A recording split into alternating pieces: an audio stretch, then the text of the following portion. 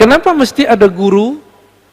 Kalau kita ada was-was, nanti tinggal tanya kepada guru. Oh, ternyata orang kalau lagi khalwat, tidak semuanya mulus. Ada tipe-tipe orang yang dia khalwat tapi pikirannya masih jalan.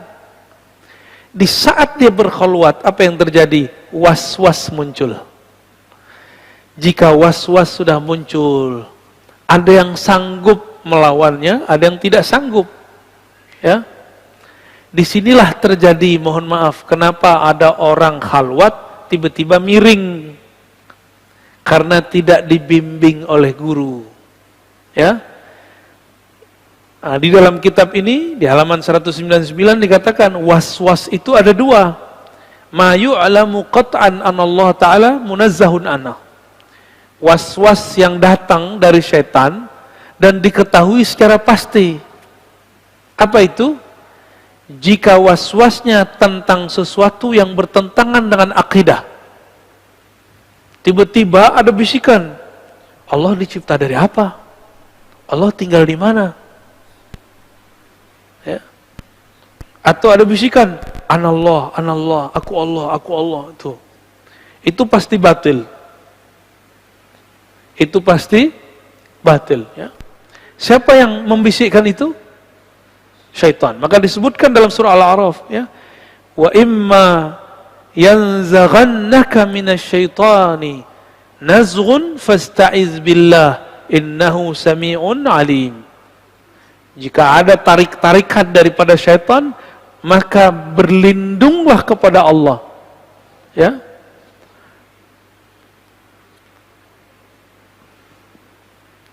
Itu sering terjadi, Pak. Maka untuk melawan ini, Imam Al-Qushairi itu mewajibkan sebelum belajar, sebelum khalwat, wajib belajar akidah Ahlus Sunnah. Supaya nggak mikir-mikir tentang Allah aneh-aneh. Ya.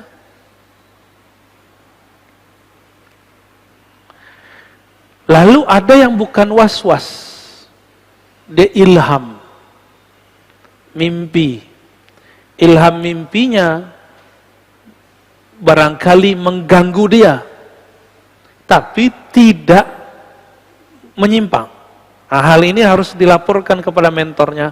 Mentornya harus lapor kepada gurunya. Nanti ketahuan itu, ya. Teruskan ambil atau tidak. Jadi itu ada teknik-tekniknya. Beberapa murid kalau zikir, kadang-kadang dia halu. Yang datang setan tapi nyerupai wali.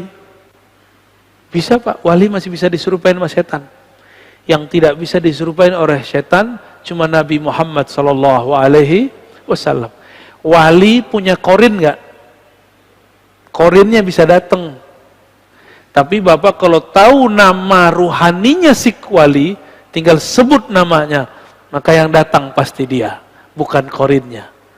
Maka saya tidak percaya dengan semua mimpi orang atau pengalaman batin orang ketemu Syekh Abdul Qadir, Syekh Syazili, Syekh Ahmad bin Idris Al-Idrisi. Saya nggak langsung percaya. Ya. Nah, ini ada pengalaman. Saya baru dari Banjar asli, Pak. Ini kan Banjar palsu ini, Banjar Wijaya.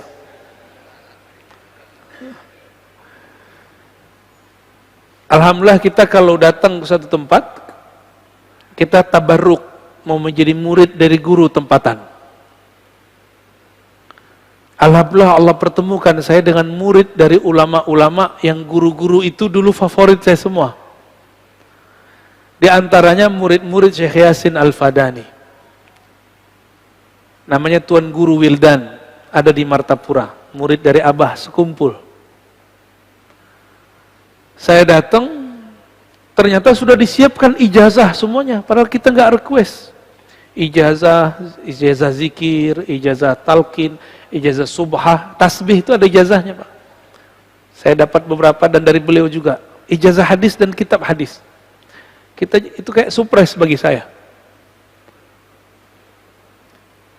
Ketika udah selesai pengijazahan segala macam, ikram-ikramnya makan, saya kemudian cerita. Guru, di sana kiai dipanggil guru, atau Pak Kiai kita panggil. Tuan Guru, sebenarnya saya dulu pernah bermimpi tahun 2013, walaupun sudah terlambat. Bermimpi gurunya dari Tuan Guru, namanya Syekh Muhammad Yasin Al-Fadani. Saya mimpi. Dalam mimpi itu saya minta ijazah zikir atau ijazah kitab-kitab hadis. Ternyata di alam mimpi pun Syekh Yasin tidak terima kalau orang cuma dapat ijazah dalam mimpi.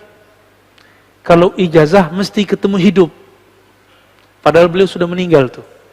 Ini wali ini kalau ketemu dalam mimpi, jika benar itu dia gak akan berubah dengan masa hidupnya. Gak mau. Kamu ambil dari murid-muridku. Akhirnya, saya bilang, Tayyib Maulana, baik Tuan Guru, saya akan belajar kepada murid-murid engkau. Saya sampaikan itu kepada Guru Wildan. Ya.